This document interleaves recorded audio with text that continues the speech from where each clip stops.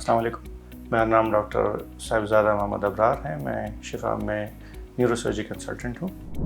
اس کے دیوار میں یا وال میں کمزوری کی وجہ سے غبارہ جب آ جاتا ہے، اس کو اینیورزم کہتے ہیں۔ یہ باڈی میں مختلف جگہوں میں ہو سکتے ہیں۔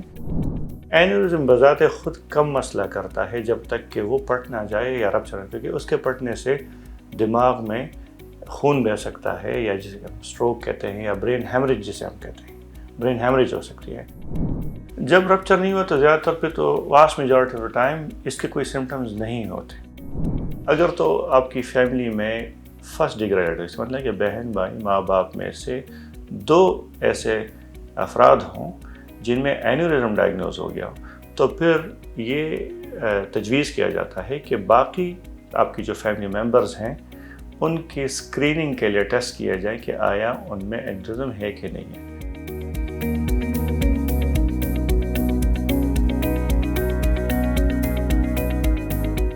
امیجن کر لیں ایک پائپ جس میں پانی جا رہا ہو، اور اس کے وال میں یا دیوار میں کہیں پر ایک ویک پوائنٹ آ جائے، ایک کمزوری آ جائے، اور اسی کے تھرو ایک غبارہ بیسکلی نکل آئے جس کے تھرو وہ پانی جا رہا ہو، تو اس کے دیوار میں یا وال میں کمزوری کی وجہ سے غبارہ جب آ جاتا ہے، اس کو اینیورزم کہتے ہیں۔ یہ باڈی میں مختلف جگہوں میں ہو سکتے ہیں، کیونکہ بدن میں خون کے شریانے ہوتے ہیں جسے ہم کہتے ہیں بلڈ ویسلز، جو کہ دماغ میں خون بدن کے مختلف حصوں تک پہنچاتی ہیں۔ ان شریانوں میں اینیورزمز ہو سکتے ہیں یا یہ کمزوری ہو سکتی ہے۔ اسی طرح دماغ میں بھی، بدن کے باقی حصوں کی طرح دماغ میں بھی اینیورزم ہو سکتے ہیں، یا اسے برین اینیورزم کہتے ہیں۔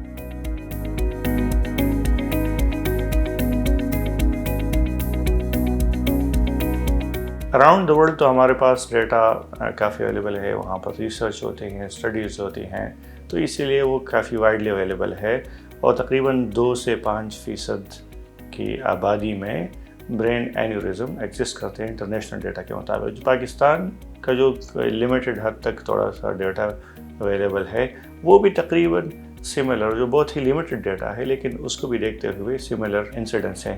اگر آپ 50 بندوں کا MRI کرائیں یا اس کی اسکریننگ کرائیں، ان میں سے 1 بندے کو آپ کو برین اینیورزم ملے گا۔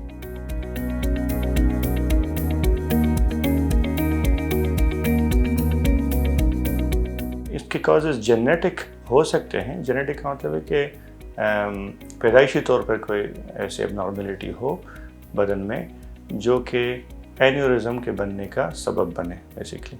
تو جینیٹک کامن نہیں ہے، زیادہ تر میں ہمیں کازز کا پتہ نہیں ہوتا، کامنلی جینیٹک نہیں ہوتے، اور جو ہوتے ہیں ان میں کچھ رسک فیکٹرز ہوتے ہیں جس کی وجہ سے اینیورزم کا سائز بڑھ سکتا ہے، اور پھر وہ آخر میں جا کے رپچر ہو سکتا ہے، پٹ سکتا ہے، کیونکہ اینیورزم بذات خود کم مسئلہ کرتا ہے جب تک کہ وہ پٹ نہ جائے یا رپچر نہ، کیونکہ اس کے پٹنے سے دماغ میں خون بہہ سکتا ہے، یا جسے ہم اسٹروک کہتے ہیں، یا برین ہیمریج جسے ہم کہتے ہیں۔ ان میں بلڈ پریشر، ان میں اسموکنگ، یہ 2 ایسی چیزیں ہیں کہ جن کو ہم کنٹرول کر سکتے ہیں۔ اس کے علاوہ اور فیکٹرز ہیں، جیسے ایج بڑھنے کے ساتھ اینیورزم کے پٹنے کا رسک زیادہ ہوتا ہے۔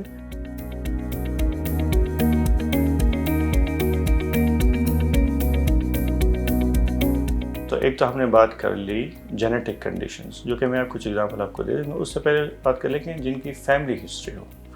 فیملی ہسٹری کا مطلب یہ ہے کہ آپ کے خاندان میں، اور اس کا مطلب یہ کہ فرسٹ ڈگری ریلیٹیو کا مطلب ہوتا ہے کہ آپ کے بہن بھائی ماں باپ، ان میں سے اگر کسی کو پہلے اینیورزم ڈائگنوز ہوا ہو تو فیملی میں اینیورزم ہونے کا رسک بڑھ جاتا ہے۔ کچھ اسٹڈیز میں یہ دیکھا گیا ہے جن میں اینیورزم ڈائگنوز ہوتا ہے یا پتہ چلتا ہے اس کا، ان میں سے تقریباً 20% لوگوں میں، اس کا مطلب ہے کہ 5 میں سے 1 ان کے خاندان میں کسی کو پہلے اینیورزم ڈائگنوز ہوا ہو آلریڈی۔ کچھ جینیٹک کنڈیشنز ایسی ہیں جن میں برین اینیورزم کا رسک زیادہ ہوتا ہے۔ ان میں سب سے کامن جو ہے آٹوسومل ڈومیننٹ پالیسسٹک کڈنی ڈیزیز اسے کہتے ہیں۔ اس کے علاوہ اس میں مارفان سنڈروم ہو گیا یا ایلر ڈینلوس سنڈروم ہو گیا۔ یہ کنڈیشن والے جو مریض ہیں ان کو چاہیے کہ برین اینیورزم کے لیے اسکریننگ ان کی ہو جائے، تو ان میں انسیڈنس زیادہ ہوتا ہے، چانس زیادہ ہوتا ہے۔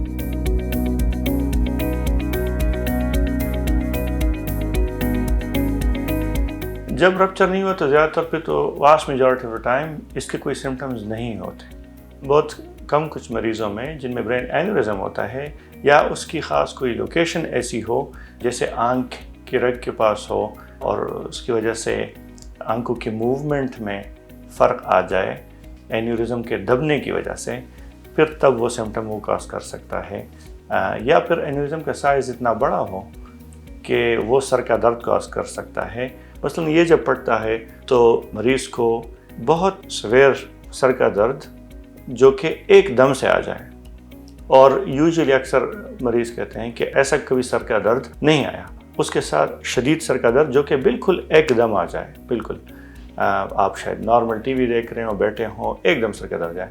اس کے ساتھ الٹی آ جائے، اور کبھی کبھار مریض کو اس کے ساتھ گردن کا درد بھی ہوتا ہے. دیکھنے میں نظر میں بلرنگ آ جاتی ہے کہ شاید نظر کلیئر نہ ہو، اور کچھ لوگ بے ہوش ہو جاتے ہیں یا جھٹکا ان کو لگتا ہے.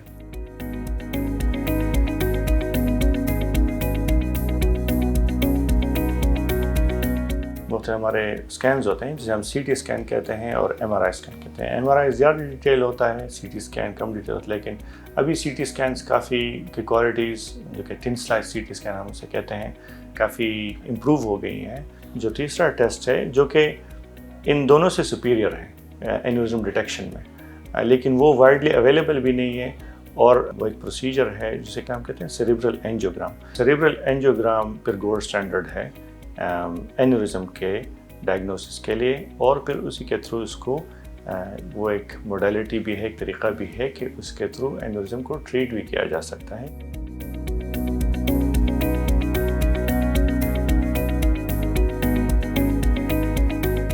کامنلی دو طریقے ہیں. ایک ہوتا ہے جسے ہم کہتے ہیں اینڈوواسکولر ٹریٹمنٹ کہتے ہیں، جس میں بیسکلی ایک تار کی طرح انسٹرومنٹ ہے، وہ ڈالا جاتا ہے اینجیوگرام کے تھرو آپ کے خون کے شریانے میں، اور وہ دل کے تھرو ہوتے ہوئے دماغ کے شریانوں تک پہنچتا ہے، اور پھر وہاں پر پتلی ٹائٹینیم کی تاریں ہوتی ہیں جس سے وہ اینیورزم یا جو وہ بیلون ہوتا ہے یا غبارہ ہوتا ہے اس کو فل کیا جاتا ہے تاکہ اس کو نارمل دماغ کے شریانوں سے بلاک کر دیا جائے اور اس میں پھر خون کی فلو نہ ہو، اور اس طرح سے اس کے رپچر کا رسک نہ ہو. دوسرا طریقہ ہوتا ہے کہ وہ اوپن برین سرجری کے تھرو اس کا علاج کیا جاتا ہے، جسے ہم کرینیوٹومی کہتے ہیں اس کو، اور کرینیوٹومی اور اس تکنیک کو کلپنگ کہتے ہیں. بیسکلی یہ غبارہ جو ہوتا ہے اس کے ارد گرد ایک میٹل یا ٹائٹینیم کا کلپ لگا دیا جاتا ہے، جس سے اس کی کمیونیکیشن نارمل خون کے شریانے سے بند کر دی جاتی ہے، اور اس طرح اس کے رپچر کا رسک ختم کر دیا جاتا ہے. اور یہی دو طریقے جو ہیں رپچرڈ اینیورزم کے ٹریٹ کرنے کے لیے بھی استعمال کیے جاتے ہیں. کیونکہ جب ایک مرتبہ اینیورزم رپچر ہو جاتا ہے تو پہلے 24 سے 48 گھنٹے میں سب سے زیادہ ہائی رسک ہوتا ہے اس کے دوبارہ پھٹنے کا، اور اسی طرح یہی رسک تقریباً 2 ہفتے تک زیادہ رہتا ہے، اور اس کے بعد آہستہ آہستہ کم ہوتا ہے. تو اس صورت میں ٹریٹ کرنے کا مقصد جو برین ہیمریج سے نقصان ہو جائے وہ تو ہم ریورس نہیں کر سکتے، لیکن اس کو دوبارہ پھٹنے سے بچانے کے لیے اس کو ٹریٹ کیا جاتا ہے.